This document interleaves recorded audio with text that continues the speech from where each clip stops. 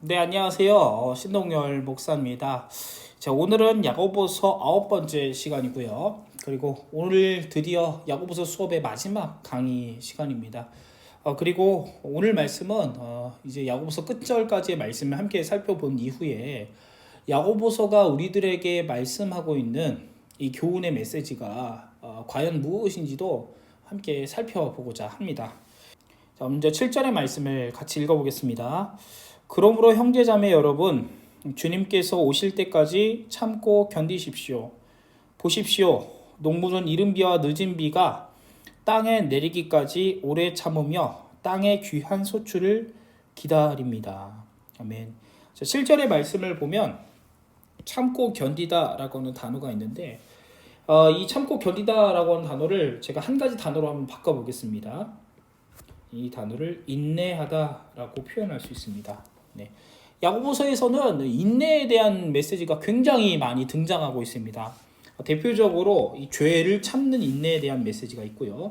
그리고 신앙인으로서 이 세상을 믿음의 능력으로 살아가는 힘을 인내라고도 표현합니다. 그러니까 믿는 사람이 이 죄가 많은 세상 가운데, 죄가 가득한 이 세상 가운데 예수님의 백성으로 살아가기 위해서는 수많은 인내의 힘이 필요합니다. 뭐 예를 들어 술에 대한 유혹이 있을 수도 있고요. 그리고 재물에 대한 유혹들, 그리고 남을 차별하고 싶지만 차별하지 않는 그런 모습들, 뭐 이런 인내들을 이야기합니다. 그리고 오늘 말씀에 등장하는 인내는 고난에 대한 인내입니다. 초대교회 당시에는 예수님을 믿는다는 이유로 수많은 박해들이 있었습니다. 예수님을 믿는다는 이유로 재물이 착취당하게 되는 거, 그리고 예수님을 믿는다는 이유로 모든 일가족들이 한순간에 죽임을 당하는 그런 일들이 있었습니다. 야고보 사도는 이러한 수많은 고난과 힘듦 속에서도 너희들이 참고 견뎌야 한다라고 그렇게 말씀합니다. 왜냐하면 이제 8절의 말씀에 등장하게 되겠지만, 왜냐하면 주님께서 곧 오시면 우리의 모든 힘듦과 아픔들을 하나님께서 다 갚아주실 것이기 때문입니다. 그래서 무조건 참고 견뎌보라는 겁니다. 말씀을 계속 보겠습니다. 보십시오. 농부는 이른 비와 늦은 비가 땅에 내리기까지 오래 참으며 땅의 귀한 소출을 기다립니다. 이런 말씀이 있습니다.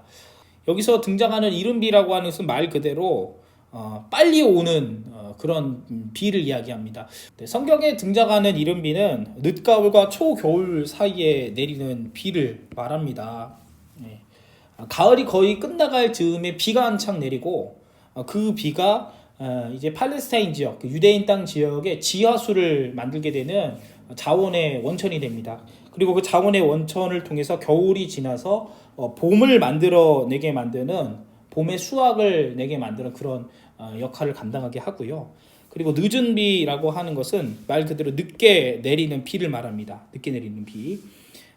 결국 이 늦은 비와 이른 비가 뜻하는 것은 풍성한 열매를 맺게 되고, 그리고 유대 지역에, 팔레스타인 지역에 수많은 열매를 맺게 만드는 그런 생명의 원동력을 뜻하는 것이 이른 비와 늦은 비의 역할입니다. 그러니까 이 늦은 비와 이른 비가 가지고 있는 이 신학적인 메시지는, 때가 되면 하나님께서 모든 고난을 갚아주시는 회복으로서의 비를 나타냅니다. 고난을 인내하게 되면 결국에는 우리의 메시아이신 예수님께서 이 땅 가운데 재림하게 될 때에 우리의 모든 어려움과 아픔들을 고쳐주시고 회복하게 되는 일들이 일어나게 된다는 것을 그렇게 7절의 말씀은 말씀합니다. 자, 이어서 11절의 말씀을 보겠습니다. 보십시오. 참고 견딘 사람은 복되다고 우리는 생각합니다. 여러분은 욥이 어떻게 참고 견디었는지를 들었고, 또 주님께서 나중에 그에게 어떻게 하셨는지를 알고 있습니다. 주님은 가여워하시는 마음이 넘치고 불쌍히 여기시는 마음이 크십니다. 11절의 말씀을 보면요, 동일한 이 말씀의 패러다임이 등장합니다. 고난 가운데 우리가 어떻게 해야 되느냐? 참고 견뎌야 한다. 언제까지? 예수님께서 이 땅 가운데 다시 재림할 때까지 우리는 참아야 한다. 왜냐하면 예수님께서 재림하셨을 때에 우리가 겪게 되는 수많은 이 아픔과 어려움들을 우리 주님께서 다 갚아주신다는 겁니다. 죄를 저지르는 자에게는 그에 합당한 벌을 받게 되고, 그리고 고난과 인내를 참아내는 자에게는 하나님께서 그 모든 것들을 이른 비와 늦은 비와 같이 다 회복시켜 주시고, 그리고 우리를 의로운 길로, 하나님 나라의 길로 이끌어 가실 것이다 라는 것이 11절의 교훈이라고 볼 수 있습니다. 우리는 여기에서 또 한 가지의 중요한 메시지를 발견하게 됩니다. 그것은 믿는 자에게 있어서 고난이라고 하는 것은 매우 필수적이라는 겁니다. 초대교회 당시의 고난은 매우 당연한 거였습니다. 예수님께서 우리를 위해서 십자가에 달려 죽어주신 이 고난은, 그것은 우리들에게도 적용이 되어지는 그런 신앙의 과정이라고 볼 수 있습니다. 믿는 자는 반드시 고난에 처해질 수밖에 없습니다. 로마서에서는 믿는 자들이 당연히 하나님 안에서 고난을 경험하고 예수님의 십자가를 당연히 감당해야 된다는 말씀을 설명하고 있는데, 마찬가지로 야고보서의 말씀도 우리가 예수님을 믿고 있기 때문에 당연히 예수님의 고난 가운데 동참해야 한다는 것을 말씀합니다. 즉 야고보서의 말씀은 우리가 고난 당하는 것은 매우 당연한 것이고, 그리고 이 고난을 우리가 인내하게 되어졌을 때에는 결국에는 그때에 맞추어서 하나님께서 회복의 비를 내려주시고 예수님께서 우리의 모든 아픔을 다 갚아주실 것이다 라는 말씀이 여기 11절의 말씀에 등장하고 있습니다. 자, 그렇다면 성경에서 이야기하는 고난은, 특별히 야고보서의 말씀이 그렇게 설명하고 있는 고난은 도대체 어떤 내용을 담고 있을까요?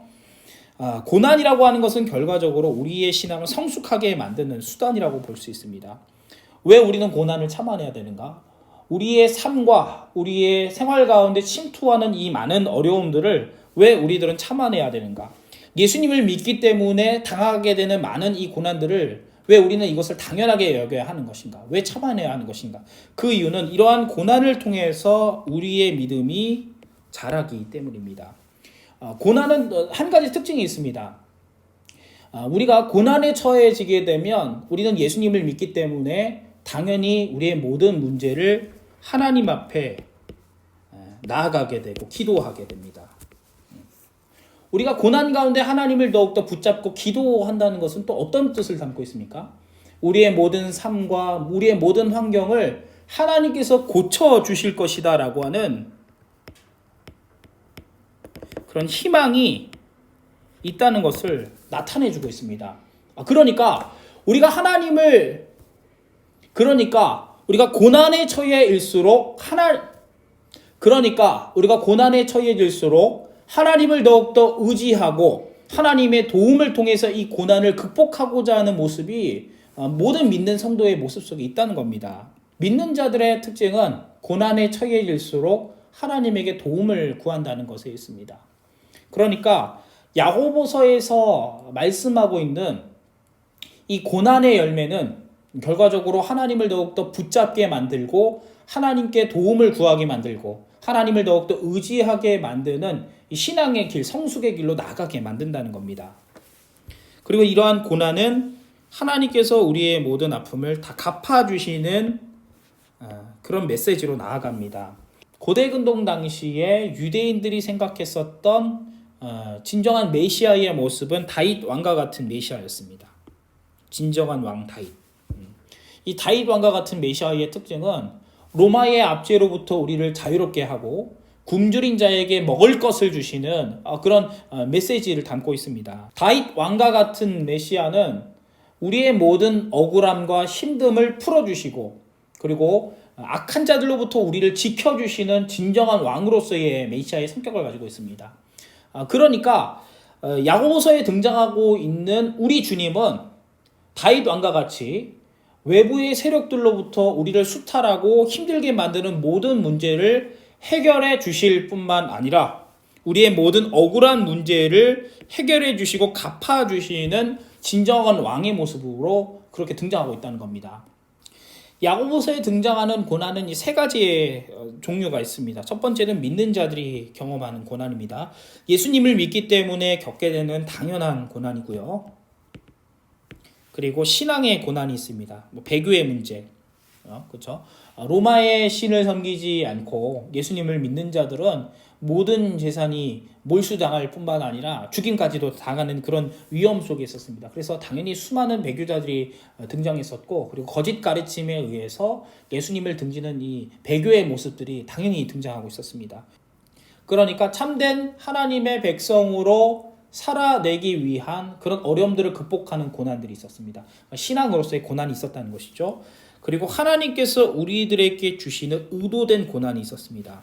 이 의도된 고난은 더욱더 우리가 고난 속에서 하나님을 더욱더 의지하고 붙잡게 되는 일들을 만들게 되고, 그것은 결국엔 우리의 믿음을 강하게 만드는 것으로 이어지게 됩니다. 결과적으로 야고보서에 등장하는 이 세 가지의 고난은 인내의 열매를 통해서, 오래 참음을 통해서 열매를 맺게 되고, 여기서의 열매는 우리의 신앙을 자라나게 만드는 것으로 이어지게 됩니다. 다시 한번 설명을 해드리겠습니다. 고난이 우리에게 처해지게 되면 이 고난은 더욱더 하나님을 의지하게 되고, 하나님께서 우리의 문제를 해결해 가지고 우리가 어려움에 처하게 되어질수록 하나님을 더욱더 의지하게 되고, 그리고 이 의지함을 통해서 우리의 믿음이 자라게 된다는 겁니다. 자, 이제 야고보서의 결론입니다. 네, 우리가 이제 1과에서 9과까지의 내용을 함께 다루었는데, 이제 결론에 대한 메시지를 함께 살펴보겠습니다. 자, 야고보서의 믿음. 야고보서에서 이야기하는 믿음이란 과연 어떤 것일까? 이것을 살펴보기 전에 우리는 성경마다 강조하는 믿음의 방향성에 대해서 함께 살펴봐야 합니다. 마태복음에서는 제자도를 강조합니다. 예수님의 참된 제자의 모습으로 살아가는 것이 믿음이라고 표현하는 겁니다. 그러니까 마태복음에 등장하는 건강한 믿음이라고 하는 것은 얼마만큼 예수님의 가르침에 순종하고 예수님의 가르침을 잘 이해하느냐에 따라서 달라지는 겁니다. 율법이 아니라, 구약의 율법이 아니라, 그리고 예수님의 가르침인 계명의 말씀으로 살아가는 것이 이 마태복음이 이야기하는 건강한 믿음의 표상이라고 볼 수 있습니다. 요한복음에서는 예수님을 향한 사랑이 건강한 믿음의 증거였습니다. 건강한 믿음일수록 예수님을 사랑하는 마음이 더욱더 커지게 될 것이고, 예수님을 사랑하는 마음을 가지고 올바른 신앙생활로 이어가는 것이 이 요한복음이 이야기하는 건강한 믿음의 모습이라고 볼 수 있습니다. 로마서에서는 우리의 영혼을 거듭나게 만드는 하나님의 은혜를 강조하고 있고, 이 은혜를 통해서 우리에게 믿음도 생기게 되고 행위도 나타나게 되고, 그리고 예수님의 가르침대로 살고자 하는 마음의 정신까지도 가지게 된다고 강조하고 있습니다. 그리고 야고보서에서는 그리스도의 가르침을 강조합니다. 이것 제가 최고의 법이라고 설명을 했었죠. 이것이 이제 이웃사랑에 대한 이야기를 하고 있는데, 자, 첫 번째 보면은 제 마태복음에서 강조하는 믿음이 제자도의 믿음이라고 설명을 했었죠. 이 제자도의 믿음은 결과적으로 예수님의 가르침을 뜻하는데, 이 가르침이 야고보서에 등장하는 이 최고의 법, 그리스도의 가르침에 대한 믿음과 굉장히 비슷한 모습을 가지고 있습니다. 네, 결과적으로 야고보서가 이야기하는 이 믿음이라고 하는 것은 예수님의 가르침인 이 제자도의 정신과 크게 다를 바가 없다는 겁니다. 더욱더 쉽게 설명을 해드리자면, 마태복음에 등장하는 믿음에 대한 이 방향성이 야고보서에 등장하는 믿음의 방향성과 같다는 겁니다. 야고보서는 단순히 행위만을 강조하는 게 아닙니다. 야고보서에서 설명하고 있는 이 믿음이라고 하는 것은 예수님의 가르침을 얼마나 너희가 충실하게 행동하느냐, 그리고 너희의 믿음이 정말 성령 하나님으로부터 거듭난 진짜 믿음이라면 너희는 반드시 예수님의 가르침대로 살고자 하는 이런 모습들이 나타나야 한다는 것을 담고 있는 겁니다. 자, 야고보서에서는 두 믿음이 등장합니다. 겉으로는 교회를 다니는 성도이지만 교회를 벗어나면 여전히 죄를 짓고 하나님을 배교하고 하나님을 따르지 않고 말씀을 저버리는 삶을 살아가는 사람들이 이 두 믿음을 가진 자의 특징입니다. 그러니까 쉽게 설명해서 가짜 믿음을 가진 자들의 특징이라고 볼 수 있습니다. 성경에서는 진짜 믿음과 가짜 믿음에 대한 메시지를 정말 많이 강조하고 있습니다. 야고보서에서는 가짜 믿음의 특징을 다음과 같이 설명합니다. 예수님을 너희가 믿고 있다고 이야기를 하지만 교회를 열심히 다니고는 있지만 교회를 벗어나면 여전히 하나님의 말씀대로 살지 않고 이웃을 사랑하지 않고 가난한 자를 차별하고 가난한 자를 미워하고 그리고 병든 자들에게 선의를 베풀지 않는 자들을 두 믿음을 가진 자라고 말합니다. 반대로 설명하자면 진짜 믿음을 가진 자들의 특징은 예수님의 제자도 예수님의 가르침인 이웃사랑을 무엇보다 가장 소중하게 여긴다는 겁니다. 자, 야고보서가 말하는 올바른 믿음이란 고난이 있음에도 불구하고 인내하는 믿음을 말합니다.